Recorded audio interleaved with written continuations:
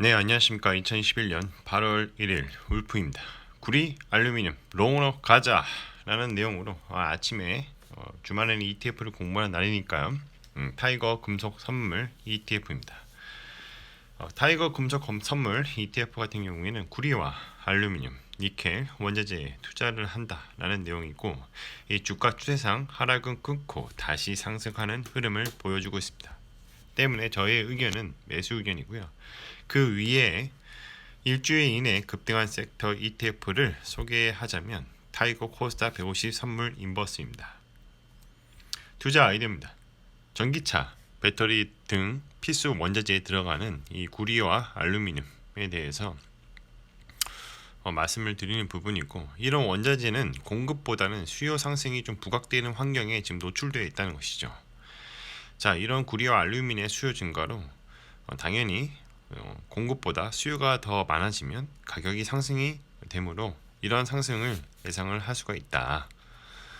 바이셀 메소드입니다. 프리미엄 구간을 닫고 내려올 때 매도를 하는 것이고요. 디스카운트 구간을 닫고 반등을 할 때 매수를 하는 것입니다. 좌우에 동일한 패턴이 나오면 대응을 하는 부분입니다. 이 디스카운트 구간을 뚫고 내려올 때 손절을 하는 부분입니다. 바이 포인트, 셀 포인트입니다. 자, 하락 추세선을 돌파하는 흐름을 보여주고 있다. 그리고 이제 이렇게 돌파를 했기 때문에 지속적인 우상향을 기대를 할 수 있다는 거죠. 이 빨간색 선을 맞고 내려오는 흐름을 보여주고 있고, 파란색 선에서 반등하는 흐름을 보여주고 있습니다. 이 검은색 선은 하락 추세선인데, 이 하락 추세선을 돌파를 해서 깨서 올라오는 그런 흐름을 보여주고 있다는 것이죠. 이 설정 이후에는 2011년도부터 쭉 떨어지다가 최근에 팬데믹 이후로 바닥을 치고 계속적으로 우상향하는 흐름을 보여주고 있습니다. 이 산출 기간은 스탠다드 포어스에서 산출을 하고 있고요. 이 구성 종목으로는 구리, 알루미늄, 니켈입니다. 이 지수 기회를 보면 런던 금속 거래소에서 상장된 금속 선물 가격 움직이는 나타내는 지수를 가지고 산출을 하는 거고요. 이 종목당 비중은 세계 경제에서의 상대적 중요성을 감안하여 세계 생산량 기준으로 결정을 한다. 그러니까 상대적으로 구리와 알루미늄이 좀 많을 수밖에 없습니다. 자, 중요한 거는 이제 또 롤오버 방식인데요. 5일째 영업일부터 9일째 영업일, 이 첫 번째 만기에 가까운 선물 계약에서 두 번째로 만기에 가까운 선물 계약으로 롤오버를 한다라는 것입니다. 그러니까 예를 들어서 3월물이다. 이번에 현재 시점이 올해 1월이다. 근데 3월이 다가온다. 그럼 3월물로 교체를 하는 것이고요. 3월이 됐습니다. 그러면 6월물로 교체를 하는 거고, 가장 가까운 선물로 교체를 하는 것입니다. 운영 보수는 0.69%고요. 분배금은 이 선물 상품이다 보니까 없습니다. 자, 구성 종목을 보면 9월 만기 상품이 지금 들어가 있던 걸 알 수가 있죠. 코퍼 그리고 알루미늄 비중이 제일 높습니다. 자, 그리고 세 번째 보면 타이거 구리 실물 12.55%로 이 구리 선물과 타이거 구리 실물을 합치면 거의 몇 퍼센트인가요?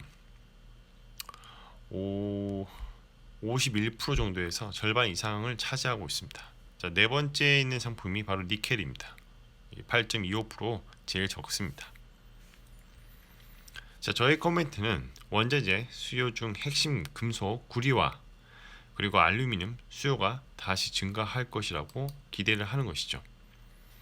팬데믹은 해소가 될 것이고, 또 전기차 생산량은 더욱 증가될 것이며, 뿐만 아니라 산업 생산의 회복세가 더욱더 증가될 것으로 예상을 하는 부분입니다. 다시 한번 말씀드리지만 이 세 가지 비중 중에 구리가 51%, 알루미늄이 39%, 니켈이 8%로 제일 적습니다. 자, 그 이외에 이번 주에 많이 상승한 섹터 타이거 코스닥 150 선물 인버스인데요. 이 하단에서의 반등이 나왔습니다. 그러나 전반적으로 크게 큰 틀에서 보면 추세 하락은 여전히 유효하다는 것이죠. 이 상품 같은 경우에는 코스닥 하락에 투자를 합니다.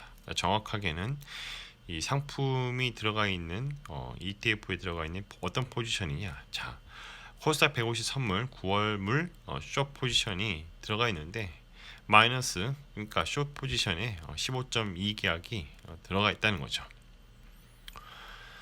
주가 추세상 하단에서의 반등이나 그러나 좀 더 여유 있게 관망할 필요가 있습니다. 그래서 저의 의견은 이거 매수 의견이라고 볼 수 없고 매도 의견이라고도 볼 수 없고요.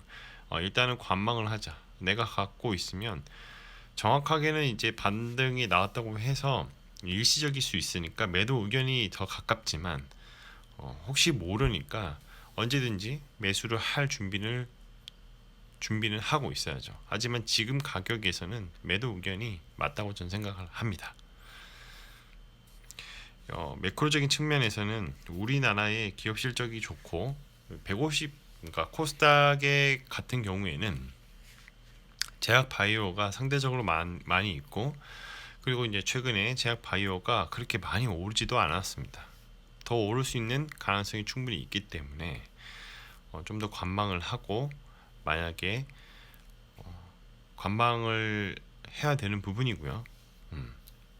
만약에 제약 바이오가 오르면 코스닥 150 선물 인버스는 하락을 할 것입니다. 때문에 이런 부분에 있어서 조금 더 신중을 해야 한다라는 것이죠. 마무리하겠습니다. 가격은 어떻게 결정되는가? 수요와 공급의 법칙을 따르는 것이고요. 리얼 옵션이 발생하게 되면 가격의 이슈가 발생하게 되므로 주가는 계단식으로 상승하게 되고 때로는 가속화가 발생합니다. 가격이 바뀌면 사람들의 생각이 바뀌겠죠. 리얼 옵션의 가치가 최대치일 때 사람들의 생각은 바뀌게 될 것입니다. 시간이 지나면 주가의 흐름은 원래의 펀더멘털로 이동하게 되는데 이를 리얼 옵션 만기라고 합니다. 전제 조건은 모든 가격은 시간에 종속되어 있으며 이 세상에는 영원한 것은 없습니다. 역사는 반복됩니다. 그리고 절대로 시장을 이기려고 하지 말고 미스터 마켓은 항상 옳다는 생각을 가지자입니다. 자, 오늘은 타이거 금속 선물 ETF에 대해서 말씀을 드려봤고요.